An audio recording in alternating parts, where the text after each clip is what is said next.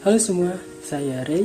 Di video kali ini saya akan membahas tentang sabun. Sabun.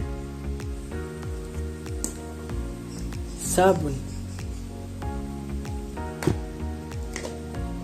Sabun.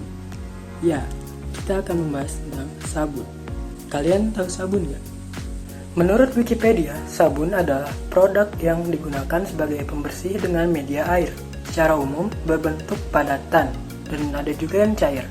Masing-masing bentuk tentunya mempunyai keuntungan tersendiri di berbagai sarana publik. Kalian tahu nggak cara membuat sabun? Sabun dihasilkan oleh proses saponifikasi atau reaksi saponifikasi. Saponifikasi adalah reaksi hidrolisis asam lemak oleh adanya basa kuat. Sabun terutama mengandung C12 dan C16. Selain itu juga mengandung asam karboksilat. Saponifikasi antara trigliserida dan basa kuat menghasilkan produk berupa sabun dan gliserol. Saponifikasi merupakan proses hidrolisis basa terhadap lemak dan minyak. Dan reaksi saponifikasi bukan merupakan reaksi kesetimbangan. Hasil mula-mula dari penyebunan adalah karboksilat karena campurannya bersifat basa. Setelah dicampurkan asam, karboksilat berubah menjadi asam karboksilat. Produknya sabun yang terdiri dari garam, asam lemak. Reaksi penyebunan atau reaksi saponifikasi dapat ditulis sebagai berikut. Lemak ditambah basa kuat menghasilkan gliserol dan sabun. Reaksi pembuatan sabun atau saponifikasi menghasilkan sabun sebagai produk utama dan gliserin sebagai produk samping. Gliserin sebagai produk samping juga memiliki nilai jual. Sabun merupakan garam yang terbentuk dari asam lemak dan alkali. Sabun dengan berat molekul rendah akan lebih mudah larut dan memiliki struktur sabun yang lebih keras. Sabun memiliki kelarutan yang tinggi dalam air, tetapi sabun tidak larut menjadi partikel yang lebih kecil, melainkan larut dalam bentuk ion. Sabun pada umumnya dikenal dalam dua wujud, sabun cair dan sabun padat. Perbedaan utama dari kedua wujud sabun ini adalah alkali yang digunakan dalam reaksi pembuatan sabun. Sabun padat menggunakan natrium hidroksida atau soda kaustik atau NaOH, sedangkan sabun cair menggunakan kalium hidroksida sebagai alkali. Selain itu, jenis minyak yang digunakan juga mempengaruhi wujud sabun yang dihasilkan. Minyak kelapa akan menghasilkan sabun yang lebih keras daripada minyak kedelai, minyak kacang, dan minyak biji katu. Saya akan menjelaskan beberapa manfaat dari saponifikasi. Yang pertama, sebagai bahan pembersih. Sabun menurunkan tegangan permukaan air sehingga memungkinkan air untuk membasahi bahan yang dicuci dengan lebih efektif.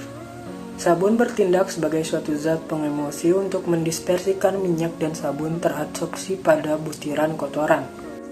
Mencuci tangan dan membersihkan pakaian kotor dalam air sabun mengakibatkan kotoran tertinggal dalam air sabun. Bila campuran ini diaduk, rantai sabun akan menguraikan minyak dalam air. Rantai hidrokarbon dilarutkan dalam tetesan minyak dan kepala CO2 pada permukaan air. Kotoran pada minyak dan bagian berminyak akan dijerat sehingga dapat dibersihkan. Yang kedua, sebagai emulgator atau pengikat antara air dengan minyak. Air adalah senyawa polar, sedangkan minyak senyawa nonpolar. Pada prinsipnya, senyawa polar dan nonpolar tidak bisa bercampur. Pada salah satu ujungnya terdiri dari rantai hidrokarbon asam lemak yang bersifat lipofilik atau cenderung larut dalam lemak dan minyak. Sedangkan pada ujung lainnya yang merupakan ion karboksilat yang bersifat hidrofilik atau cenderung larut dalam air. Sebagai pembentukan sabun, sabun dapat dibuat melalui reaksi substitusi lemak dengan basa kuat.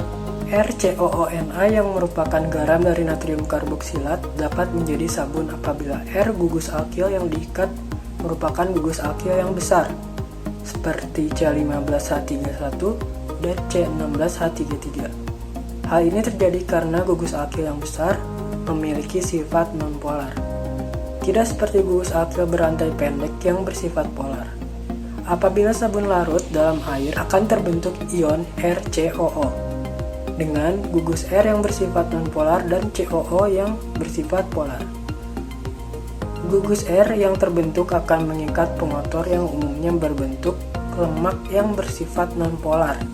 Dan selanjutnya pada saat air dialirkan, air yang bersifat polar akan menarik gugus non-polar dari sabun dan kotoran sehingga kotoran tersebut lepas dari tubuh kita. Karena sabun dibuat dari bahan baku alami yang berupa lemak, limbahnya tidak berbahaya terhadap lingkungan karena mudah diuraikan oleh mikroorganisme. Lalu manfaat selanjutnya adalah sebagai pembentukan deterjen. Deterjen memiliki fungsi dan mekanisme kerja yang sama dengan sabun, tetapi memiliki struktur yang berbeda. Deterjen dibuat dengan bahan baku asam benzen sulfonat atau ABS, sehingga memiliki rumus ABSNA atau natrium alkyl benzen sulfonat sebagai garamnya. Limbah dari deterjen berbahaya bagi lingkungan karena dapat menyebabkan pencemaran lingkungan, terutama pencemaran air. Hal ini dikarenakan asam benzen sulfonat merupakan bahan kimia sintetis yang sukar diuraikan oleh mikroorganisme. Selain beberapa manfaat yang sudah saya jelaskan tadi, sabun juga bisa dimanfaatkan untuk membuat kerajinan untuk hiasan di rumah Anda. Salah satunya adalah ini. Ini merupakan clay dari sabun dan ini juga wangi. Dan ini buatan ibu saya.